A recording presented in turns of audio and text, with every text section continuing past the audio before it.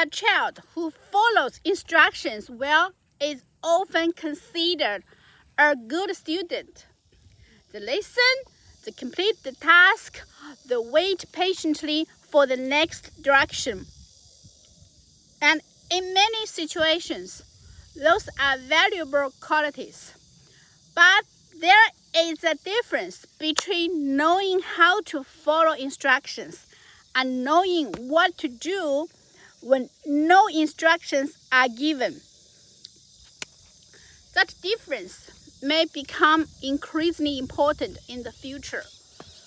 The world our children are entering will not always provide a clear assignment. Problems will change quickly.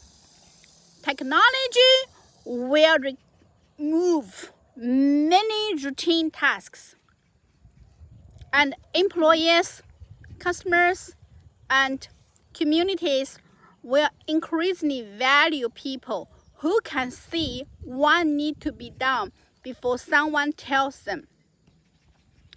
Yet, many children spend most of their day responding to instructions.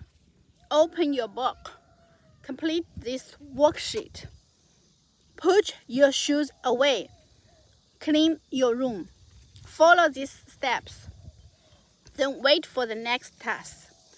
Children can become very good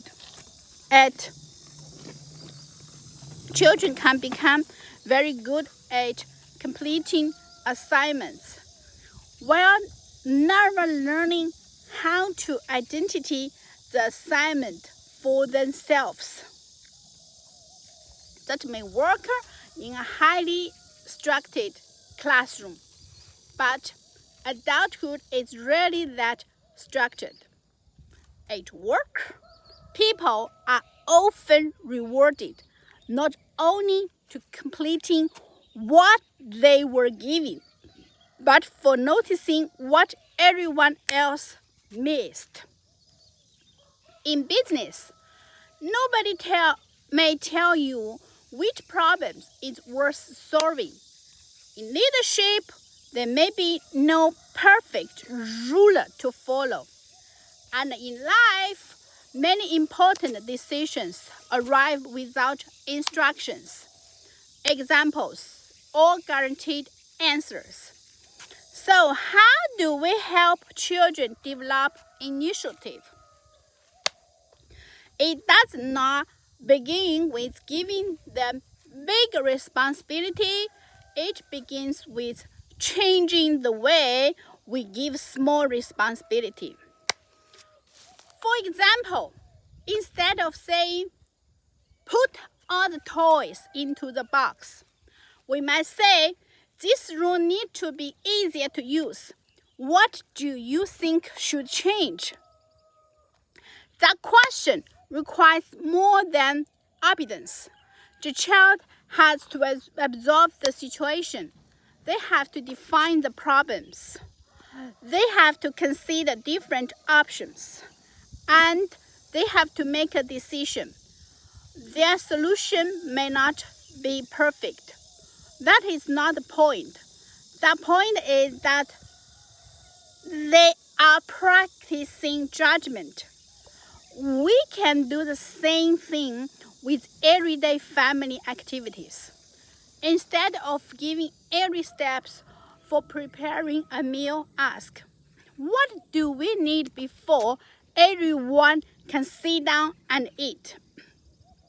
Instead of immediately solving a disagreement, ask, what do you think would make this fair? Instead of planning every detail of an outing, allow the child to think about what the family they may need to bring. These are small moments, but they teach children to look beyond the instruction and understand the outcome.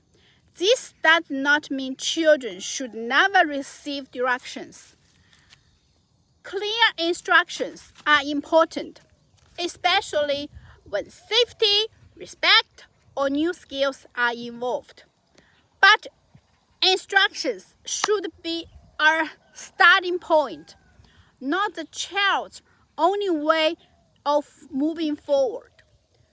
Another important step is allowing children to experience the consequences of incomplete thinking. Perhaps parents naturally want to prevent mistakes. We remind them of everything. We correct them the plan before they begin. We step in when we see a problem coming. But when we remove every small consequence, children never learn to anticipate what might happen next. Sometimes the forgotten item, the inconvenient mistake, or the imperfect result become the lesson. The goal is not to let children fail without support. The goal is to help them thinking after the failure. What did you miss? What would you do differently? What can you change now? Those questions develop the ability to adapt. And adaptation may be one of the most valuable skills children can carry into the future. A child who always waits for instructions may become an adult who waits for permission. Permission to begin. Permission to suggest an idea. Permission to solve a problem. Permission to lead. And initiative grows when children repeatedly experience something different. I noticed a problem. I made a decision. I tried something and I learned from what happened. The future will still need people who can listen and follow instructions. But it will also need people who can act when the directions are incomplete. People who can recognize what matters. People who can make responsible decisions. And people who do not become helpless simply because nobody has provided the next step. So the next time is children ask, what should I do? What do you always need to answer immediately? Sometimes the better response is, what do you notice? What needs to happen? What do you think the first step should be? Because our goal is not only to raise children who can complete instructions, it is to raise children who can move forward when there are no instructions at all. Thank you.